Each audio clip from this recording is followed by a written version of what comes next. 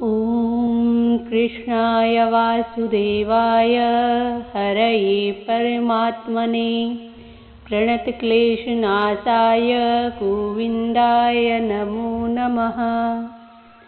जय श्री राधे दोस्तों, आइए सुनते हैं आज आमल की एकादशी व्रत कथा।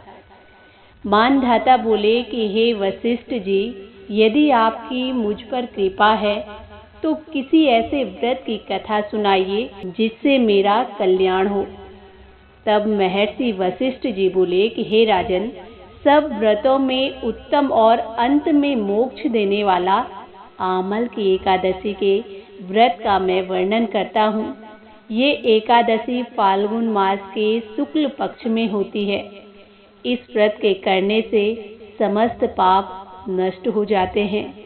इस व्रत का फल 1000 गोदान के फल के बराबर होता है। अब मैं आपसे एक पौराणिक कथा कहता हूँ, आप ध्यानपूर्वक सुनिए। एक वैदिक नाम का नगर था जिसमें ब्राह्मण, क्षत्रिय, वैश्य और शूद्र चारों वर्ण आनंद सहित रहते थे। उस नगर में सदैव वेद ध्वनि गूंजा करती थी और पापी, दुराचारी और नास्तिक उस नगर में कोई नहीं था। उस नगर में चैत्ररथ नाम का एक चंद्रवंशी राजा राज्य करता था। वो अत्यंत विद्वान और धर्मी था। उस नगर में कोई भी व्यक्ति दरिद्र और कंजूस नहीं था।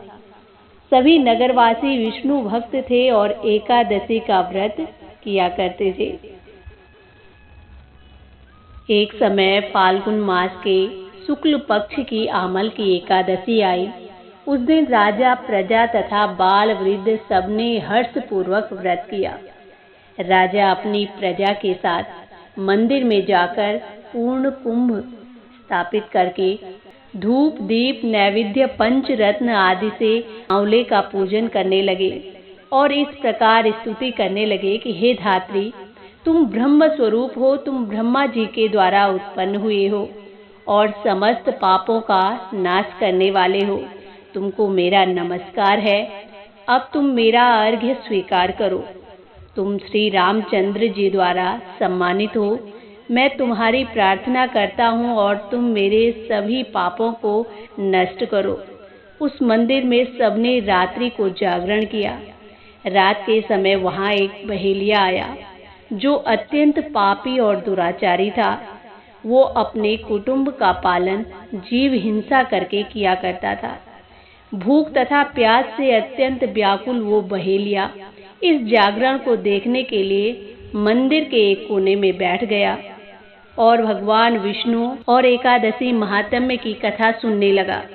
इस प्रकार अन्य मनुष्यों की भांति उसने भी सारी रात जागकर वहीं बिता दी। प्रातः काल होते ही सब लोग अपने अपने घर चले गए तो वो बहेलिया भी अपने घर चला गया। घर जाकर उसने भोजन किया। कुछ समय बीतने के बाद उस बहेलिये की मृत्यु हो गई। लेकिन उस आमल की एकादशी के व्रत तथा जागरण से उसने राजा विदुरथ के घर जन्म लिया और उसका नाम वसुरथ रखा गया। युवा होने पर वो चतुरंगिणी सेना सहित धन धान्य से युक्त होकर 10,000 ग्रामों का पालन करने लगा। वो तेज में सूर्य के समान, कांति में चंद्रमा के समान और वीरता में भगवान विष्णु के समान और क्षमा में पृथ्वी के समान था।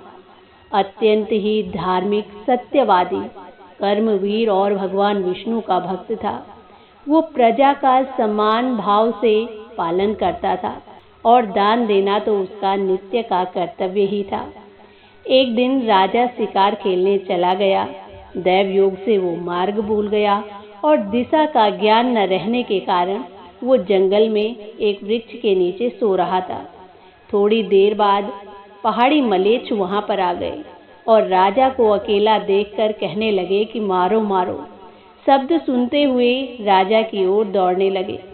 मलेच्छ कहने लगे कि इस दुष्ट राजा ने हमारे माता पिता, पुत्र पौत्र आदि अनेक संबंधियों को मारा है और देश से निकाल दिया।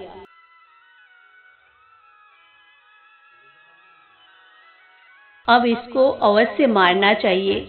ऐसा कहकर वो मलेच्छ उस राजा को मारने के लिए दौड़ने लगे और अनेक प्रकार से अस्त्र शस्त्र उसके ऊपर फेंके। वो सब अस्त्र शस्त्र राजा के शरीर पर गिरते ही नष्ट हो जाते और उनका वार पुष्प के समान प्रतीत होता। और अब उन मलेच्छों के अस्त्र शस्त्र जो थे उल्टा उन्हीं पर प्रहार करने लगे, जिससे वो मूर्छित होकर वहां गिरने लगे। और उसी समय राजा के शरीर से एक दिव्य स्त्री उत्पन्न हुई। वो स्त्री अत्यंत सुंदर होते हुए भी उसकी भ्रिकुटी जो थी टेढ़ी थी।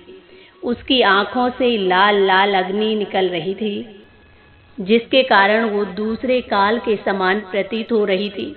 वो स्त्री मलेच्छों को मारने दौड़ी और थोड़ी ही देर में उसने सब मलेच्छों को काल के गाल में पहुंचा दिया। जब राजा सोकर उठा तो उसने वहां मलेच्छों को मरा हुआ देखकर कहा कि इन शत्रुओं को किसने मारा? इस जंगल में मेरा कौन हितैषी रहता है?